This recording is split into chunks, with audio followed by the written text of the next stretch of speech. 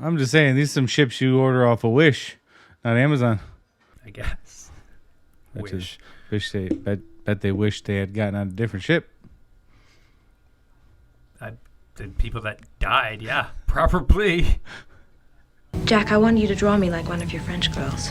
I'm sorry, Jack. You're on a lifeboat and you jumped back onto a sinking ship.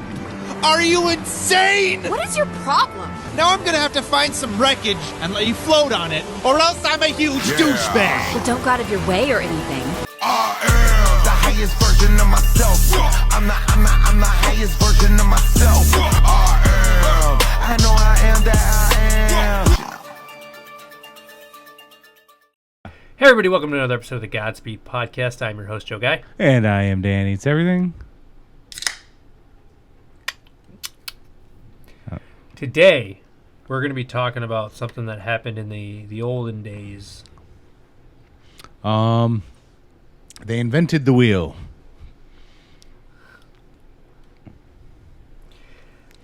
Today, we're going to be talking about the Titanic. Oh, dude, I got it. Yeah, go ahead. No, what you got to say? Leonardo DiCaprio doesn't even. Oh, jeez. No, he doesn't. He has zero interest in the movie anymore. It's over 25 years old. You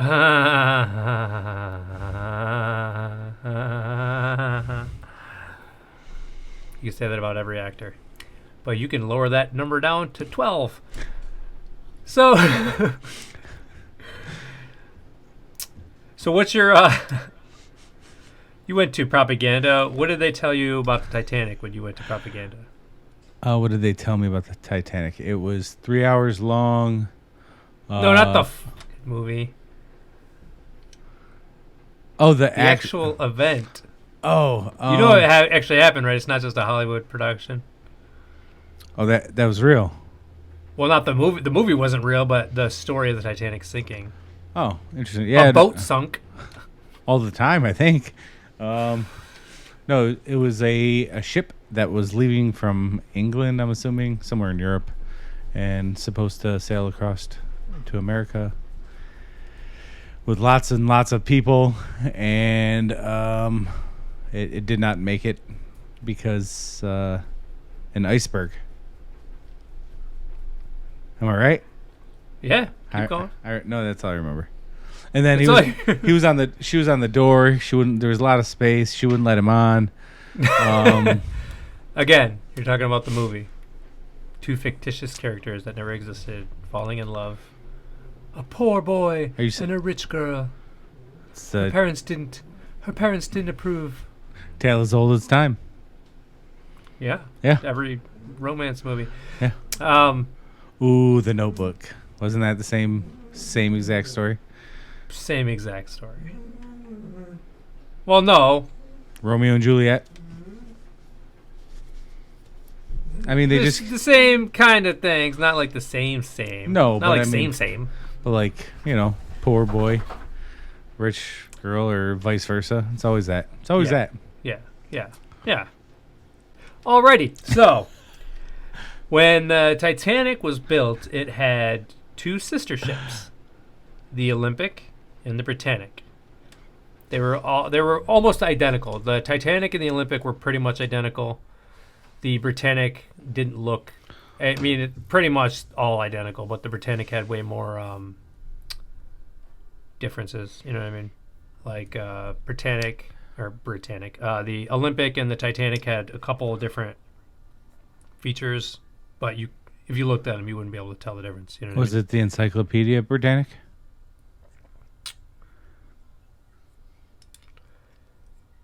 It's a boat, not a book.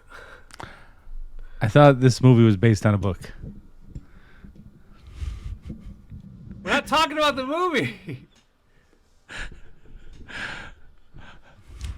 So it had three sister ships. It had two sister ships. So there's three ships all together in the White Star Line. Here comes another joke. Go ahead. So the Titanic was part of the LDS, or they were Mormon? They had sister ships? No.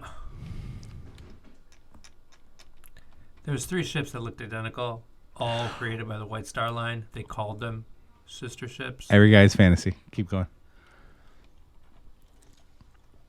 Anyway, the Olympic came out in September of 1911. It immediately interesting date. Why? 1911. Oh, so, The greatest gun ever created was made in 1911. Oh. All right. You want to expand more on that? Or? No, it's just a little sidebar caveat. Just a little. Okay. I got you. Okay. Nice.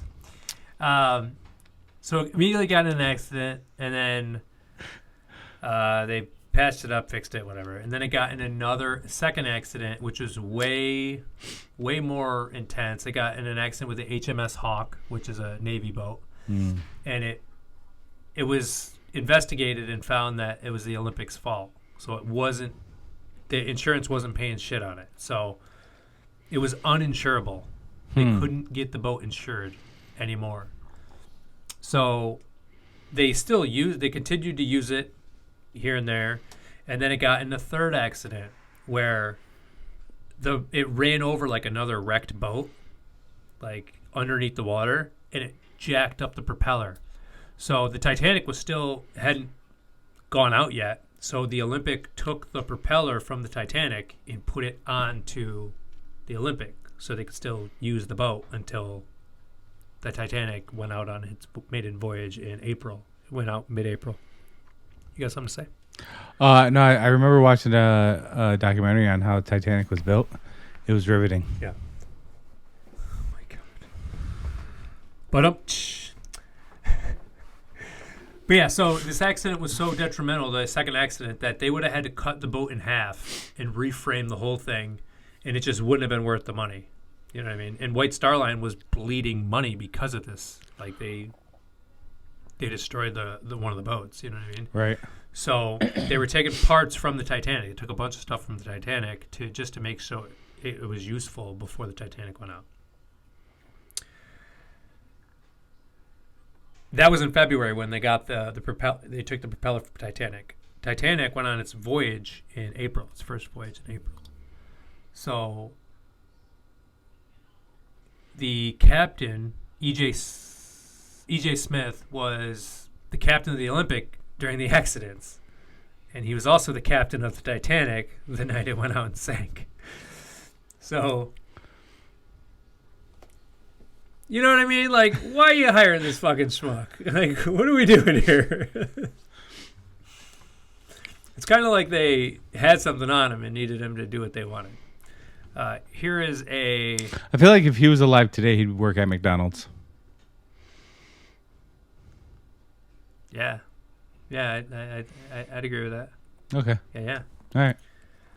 Okay, so this is a guy talking about the Olympic accident, the second accident when it got into the Hawk, when it went into the HMS Hawk. Oh, you kind of look like this guy. Similar. Thousands of rivets popped, steel plating dislodged over 4 decks, and distortion to the starboard propeller and crankshaft. To make matters worse, the keel was bent, giving the ship a pronounced list to port. Interestingly enough, when 6 months later the ship which came to be known as the Titanic made her maiden voyage out of Southampton, second-class passenger Lawrence Beasley, a science teacher, noted that the ship seemed to have a slight but permanent list to port on the first part of the voyage, a fact noted by several other surviving passengers. The great hull was patched up in Southampton by riveting steel plates below the waterline and reinforcing with wooden beams above. This work took over 2 weeks. That was it. Okay. So he's basically telling you about how it was damaged and how it had a pull to port, like it was constantly pulling. And people that know about boats, when you're on a boat, you could tell that shit.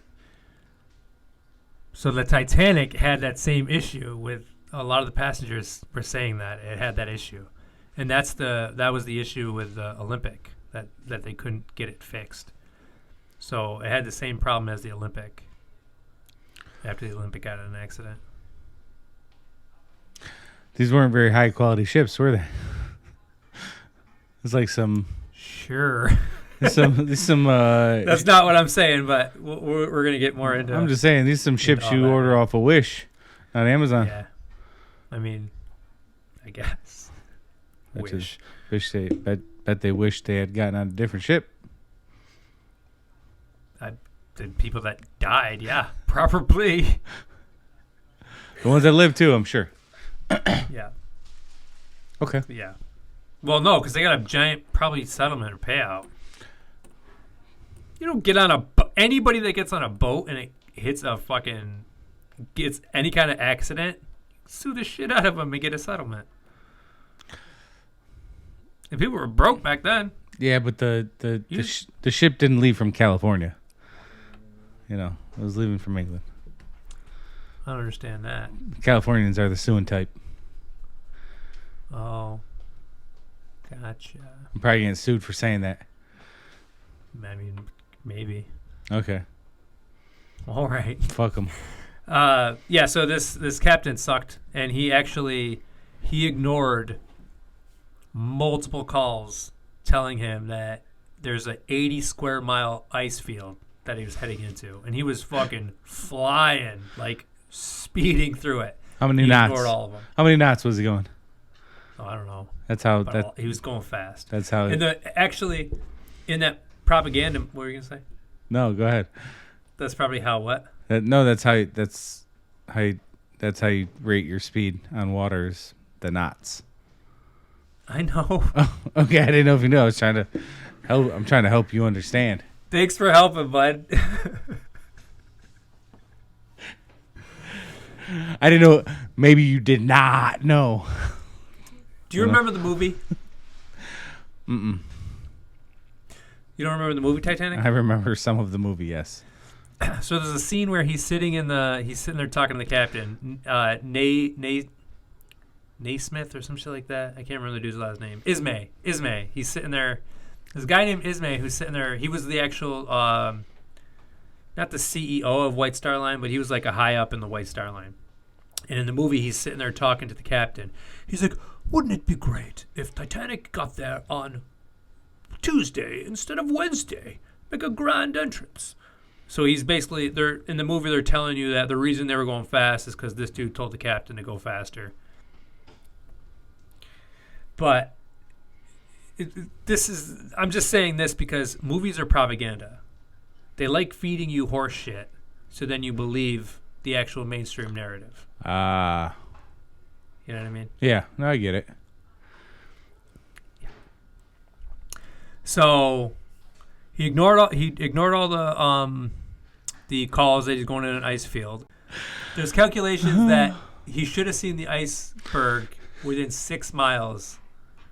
So like, even if there was no full moon and you couldn't see, there was a like bright moonlight, you'd still be able to see the iceberg 6 miles away.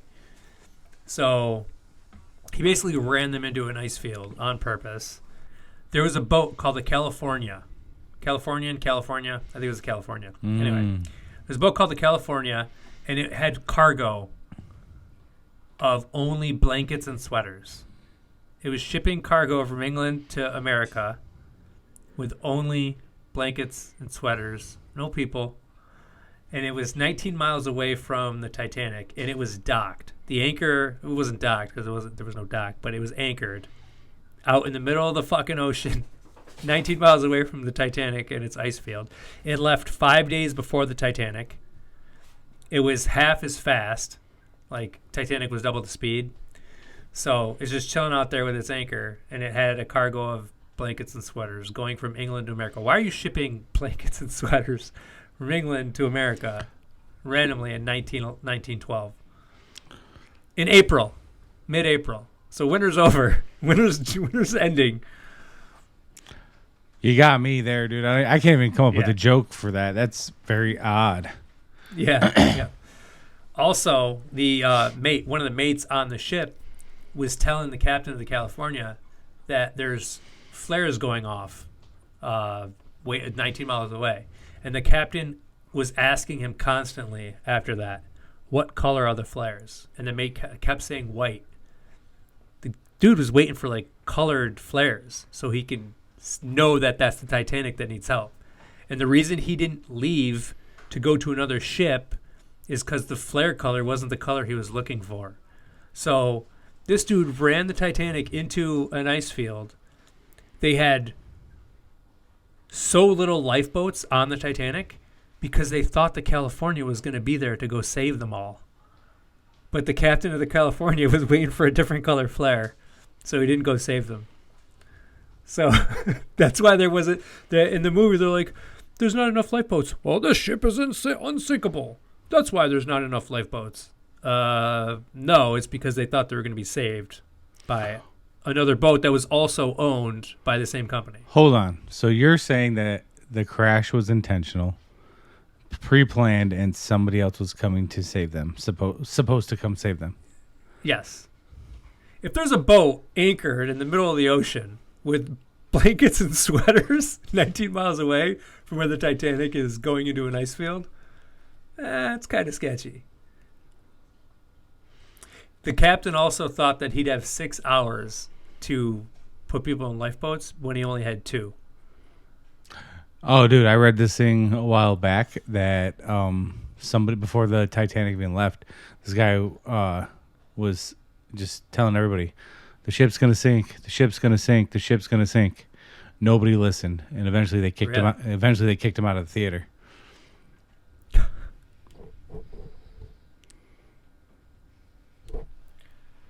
So we're going to do a poll, guys. Should I get a new co-host? Joe, it's been nice I'm working joking. with you. It's been nice working with you, Joe. Dude, no one's going to vote that. People like you. I think they will. I get a lot of comments that people like you. All right, let's move on. Okay. This makes me feel funny. All right. It makes you feel funny? What makes you feel funny? Can we move on? Let's move on. Okay. All right. Also, the Titanic was an icebreaker ship. Not like an icebreaker ship that can go to Antarctica and stop people from trying to see Antarctica and cut through all the ice, but like it was built to withstand icebergs and shit. Like, and that ice field was just one iceberg that hit it. You know what I mean? And scraped along it. It should have survived an iceberg. Is what I'm researching. Why would they want to sink?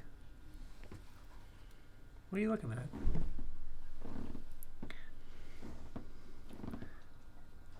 Why would they want to sink the Titanic on purpose? Insurance money. On its maiden voyage, though. Create mass panic and hysteria for leaving the country. You can have people who will never leave and treat them any way you want to. Okay. No, it's not it. Maybe. There's 3 men of note on the ship. One was John Jacob Astor. He was calculated to be the richest man in the world at the time. He'd be worth like $211 billion in today's money.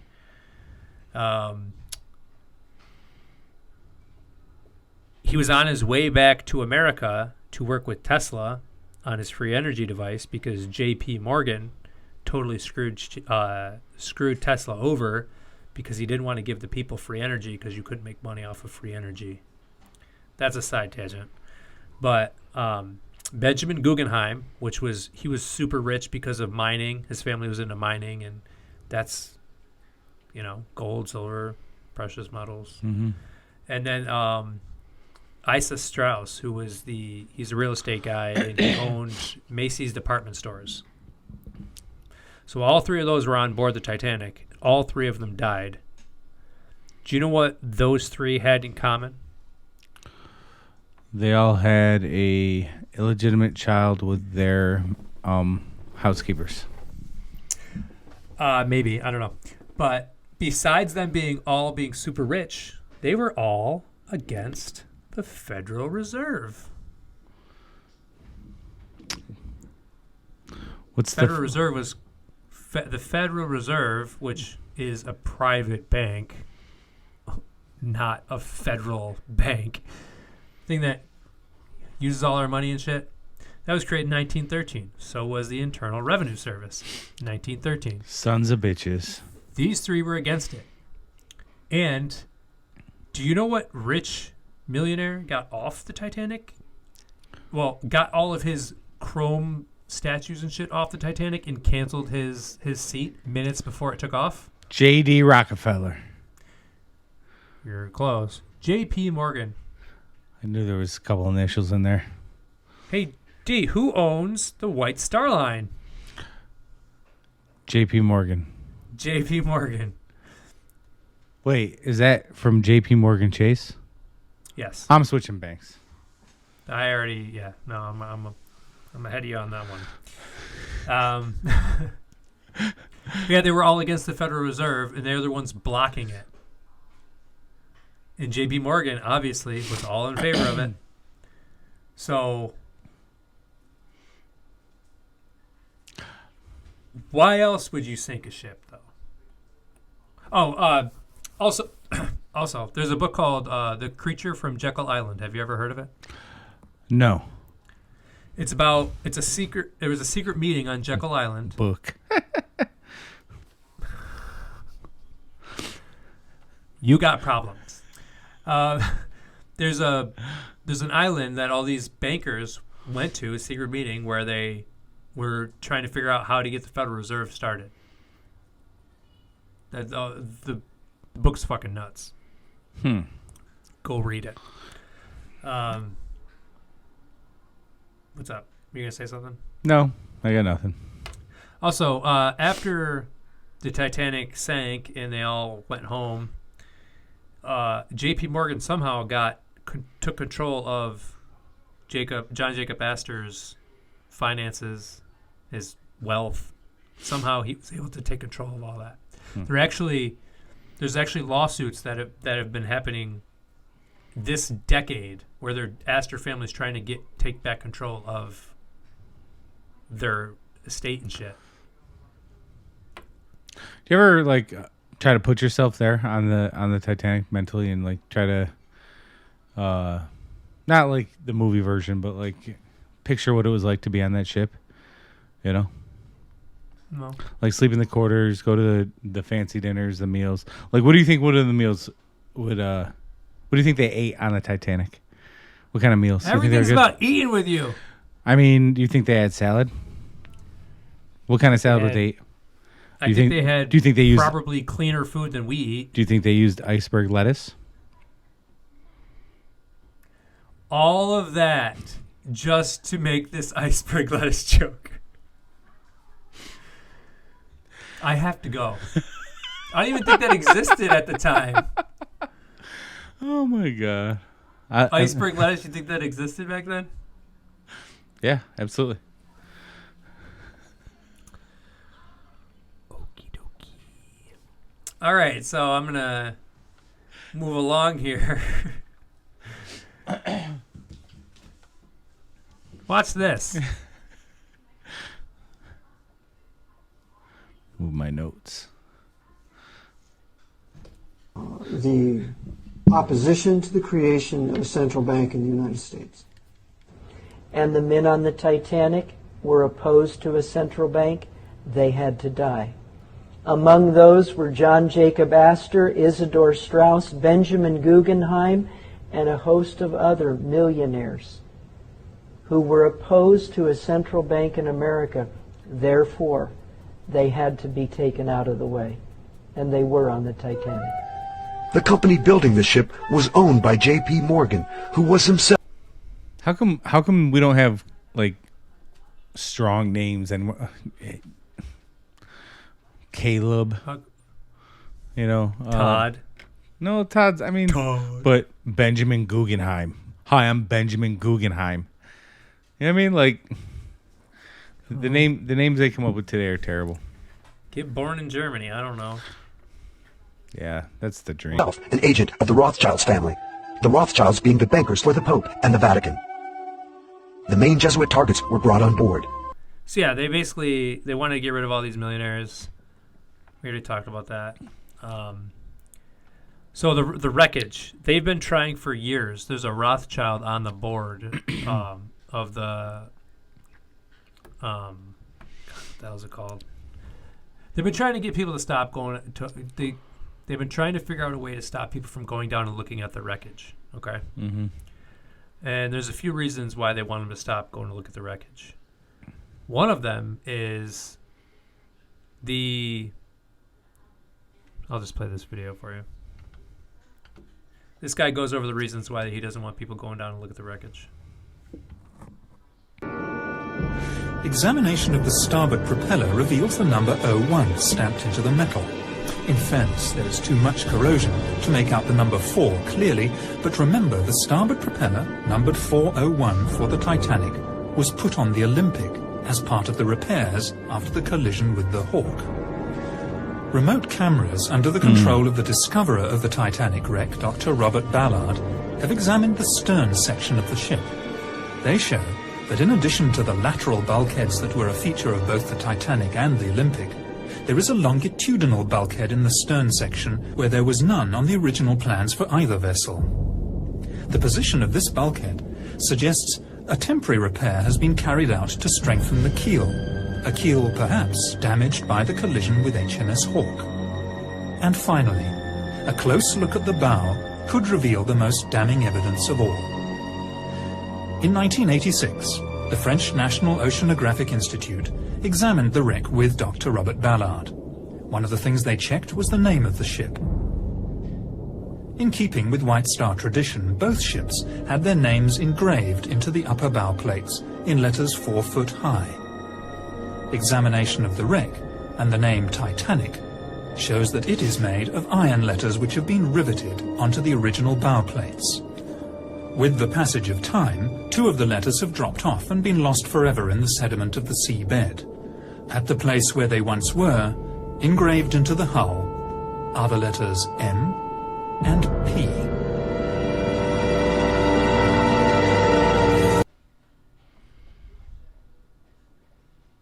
See that M and that P? Yeah. So the Titanic, 2 of the Titanic letters fell off. Mm-hmm. Both the boats were originally engraved with their names, and then for some reason Titanic had plates put on it to say Titanic. 2 of them fell off, and now it says MP engraved underneath where the Titanic was riveted on. What were the other ships' names? Olympic and Britannic. MP, Olympic. So you're saying Now, it may have been the Olympic. I'm saying it was the Olympic. Also, you just heard him go over they've investigated the wreckage, and there's a temporary fix on the boat that wasn't on the original plans. The Titanic was on its maiden voyage. So if that wreckage down there has a temporary fix, why? The Olympic was uninsurable. The Titanic had never went out. So they basically patched it up and switched it out. Basically took the Olympic out on Titanic's maiden voyage and changed the names. So you're saying that the Titanic is still alive and well somewhere? Yes. The Olympic is what sank. He showed you the propeller. Remember when the Olympic got in the propeller accident and they took the Titanic's propeller? And here's the thing: that the guy Titanic propeller. The Titanic propeller is what's down there. That guy has a British voice, so no matter what he says, I'm going to believe him. What? No, you tell me anything with a Brit accent, and I'm like, I'm all in, baby. Let's go. Tell me more. I got to go find some English flat earthers and start putting them on the clips. Oh God. So yeah, there's a lot of evidence to suggest that it was the Olympic that sunk and not the Titanic. I've never heard any of this. This is a reoccurring theme on this show. No? I've never heard any of this. Yeah, it's messed up.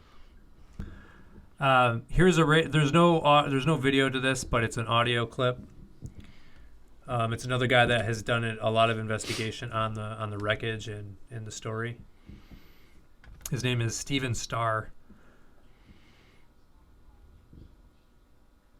It's about a minute.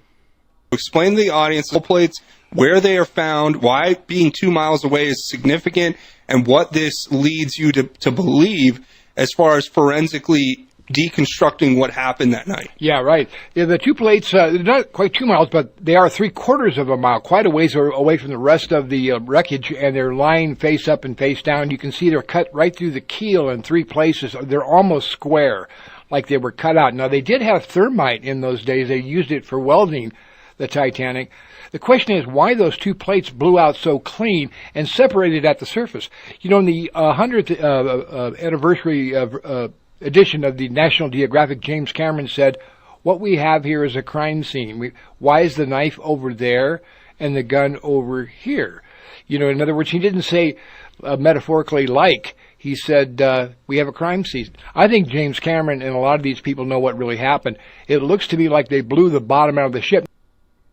Why would James Cameron know, though? Like, he's not that important, you know? He said he's gone down to the wreckage 33 times for the movie. 33, that's an interesting number. It's an Illuminati number. So yeah, there's evidence that the ship didn't sink because of an iceberg. They blew the bottom out of the boat. Also, there was also survivors that said there was an explosion coming from under the water.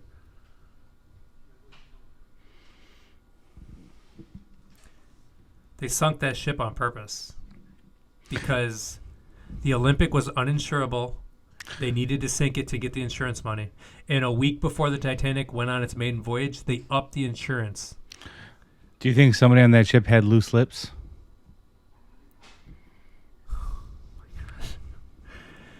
So, all right. So when all of this, did you finally laugh at yes, one? Yes, I of got the joke. He laughed at one. Yes. Oh God. You would think after a sinking like that, they would let all the workers that worked on the ship that survived go home and see their families and shit. They shoved them in a warehouse for over 24 hours and made them sign NDAs to not talk about any of it. Sounds like a prequel to what happened later on.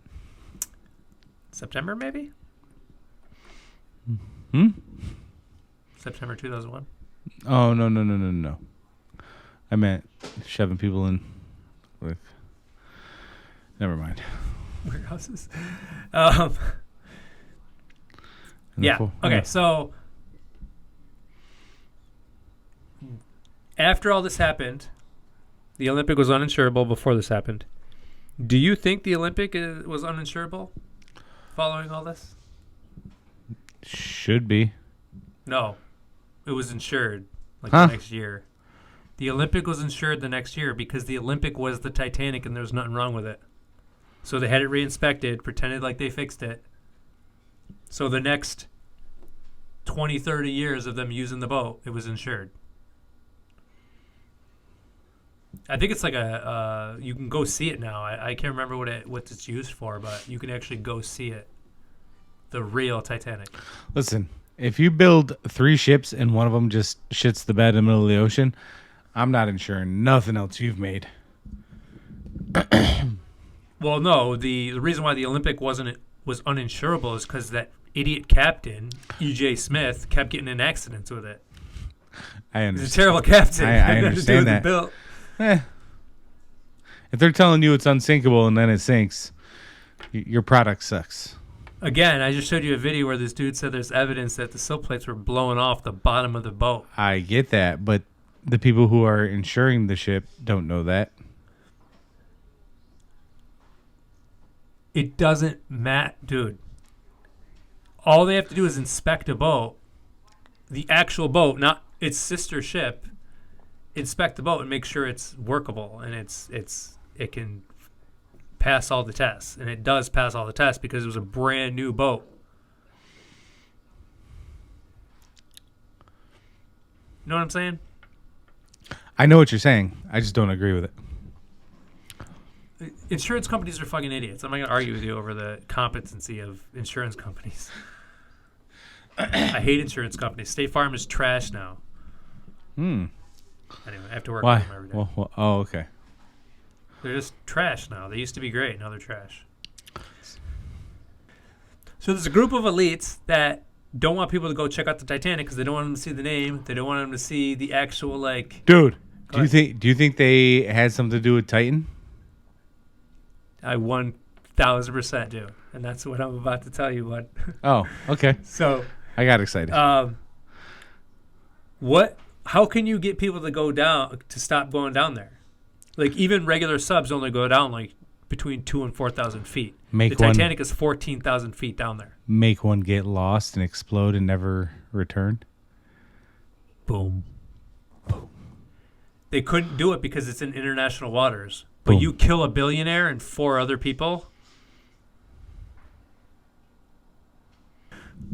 Dude, you know what Travis Scott and the Titanic have in common? No. The music doesn't stop when people start dying. It's true. I got you a second time. That was a good joke. That one was good because Travis Scott's a fucking fuckface. Dude, I want to try to stop swearing so much. Yeah, you're making it so people don't watch us with your foul your foul mouth. I doubt that. Oh, one of the people on the board to try to get people to stop going down and look at the Titanic is a Rothschild. You don't say. You don't say. Yeah, I do say. And that's what I said. I'd like to meet a Rothschild. Why? You know, see if Punch them in the face. See if they smell different. Why would they smell different? All that money. It's a lot of money. They probably smell like children's blood. Adrenochrome? Do you think that's real? Have you ever seen Fear and Loathing in Las Vegas? Yes. I've seen it. What? I've lived it. Okay, you remember when Johnny Depp pulls out a little vial and he's like, "What's this?" And Benicio del Toro's like, "That's adrenochrome." Yeah. And then Johnny Depp starts taking it. I guarantee you he was taking real adrenochrome in the movie. Hollywood's fucked up. We're getting into that. I don't know when we're going to be able to get into that, though, because YouTube will take us off. Nah.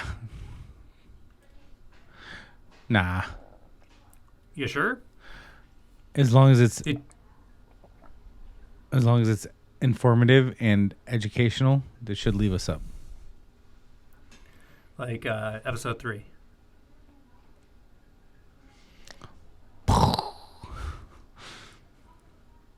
Yeah, so I think they sunk the ship on purpose, killed 1,500 people. At least this time, they had a ship that was supposed to come save them. You can't... I was going to say you can't write this, but they write it. They write it every time. They're in a room making this shit up. It's wild, man. Yeah.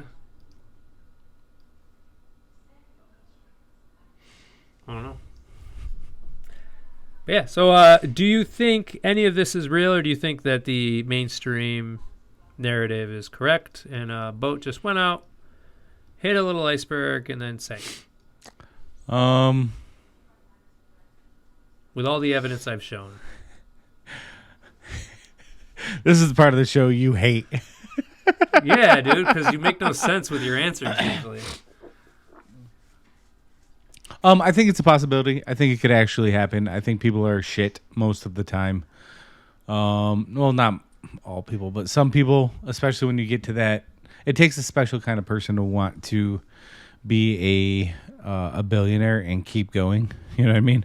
So, like, when you get that kind of money and you're still hungry for more, there's probably something off inside your head. So I could see how they would want people, you know, the peasants of the world killed for their own benefit. So, yeah, I could see it actually being true. Yeah, but with the evidence, too. Like the boat waiting for him 19 miles away with sweaters and blankets. Oh, they could have warmed them up, pulling them out of the ice cold. Man. Yeah. Yeah, that's what I was saying. You didn't tell me the that. letters being M and P down there. The fixes on the actual wreckage. the propeller that's on the Titanic when the Olympic took it. Like, Things are starting to add up. yeah. There's a method to my madness with every episode. You just got to see through the mainstream indoctrination. I don't know, man. I thought it was a good movie. You know? Okay, but what's your final thesis? Final thoughts. I think it's possible. I'm not saying it's 100%, but I'm also saying that there's no way it's not possible. So you got me leaning off the mainstream narrative. I like that. So you're leaning more towards the conspiracy. I'm walking down the middle. I'm saying you could be right. I don't want to walk down the middle. You're leaning one way or the other. I'm a centrist, buddy. I walk down the middle. All of the evidence I gave you, though, bro. Come on. What is happening right now? This is why people don't like you. Oh, my God. That's mean to say to me. Why would you say that? I said earlier that people did like you, but there's got to be people that are like, this dude just doesn't want to come off thinking that conspiracies are real at all. Can you give me a rundown? All right. So, first off, the Olympic gets in 3 crashes and is uninsurable. Takes Titanic's propeller. Mm-hmm. Yeah. Okay. Titanic goes on its maiden voyage. The same captain that went into got into 3 crashes with the Olympic is taking Titanic on its main voyage. He rams it into an ice field after he's warned not to multiple times. You're supposed to be able to see an iceberg from mad far away. He doesn't care. Hits an iceberg. They don't have that many lifeboats on the ship because there's a California ship. The California ship is 19 miles away, holding cargo of blankets and sweaters only. And it's anchored in the middle of the ocean, not moving. It left 5 days before the Titanic. They don't go rescue people because their flares, Titanic's flares, were white and not colored. That's racist. Then, 3 of the richest people in the world who opposed the Federal Reserve are killed on the Titanic, while another rich one cancels his seat on the Titanic and takes all of his statues off the Titanic. It's a little shady. J.P. Morgan. The wreckage. Oh, also J.P. Morgan owns the White Star Line, all 3 boats. Racist. The wreckage is showing you damage that was temporarily fixed on the wreckage. They show you Titanic letters falling off, showing an M and a P to stand for Olympic. The sill plates are 3/4 of a mile away, perfectly cut into like squares that like they use thermite. And after all this, the Olympic is insurable because it's the real Titanic. All of that. And you're walking a straight line on a fence right now.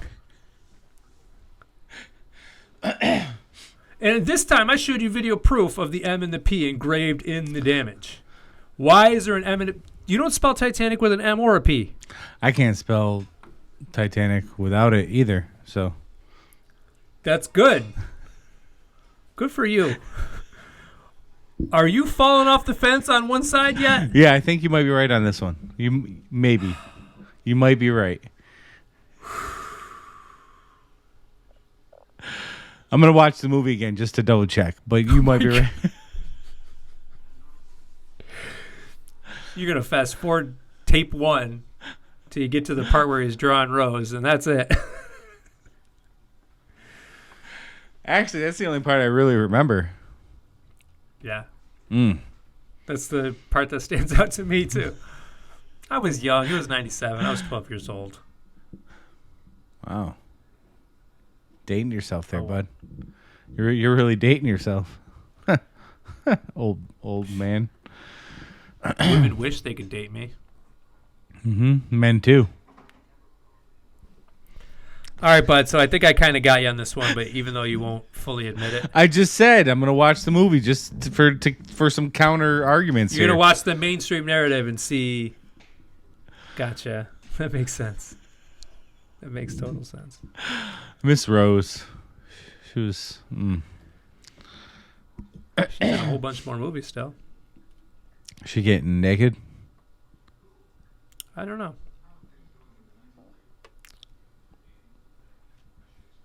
Do you want to see her naked still? We're talking about the old lady at the end, right? Not the. No. Because if so, if she's getting naked in movies, I kind of want to see it. Alrighty then. Hey D. On that note, Godspeed. Godspeed. You've reached the offices of the Godspeed podcast. We are currently closed. Please leave your information and someone will return your call within 24 business days. Thank you. Hey man, so I've been thinking. There was definitely enough room for 2 people on that door. I just think she was being selfish. That's all I'm saying, man.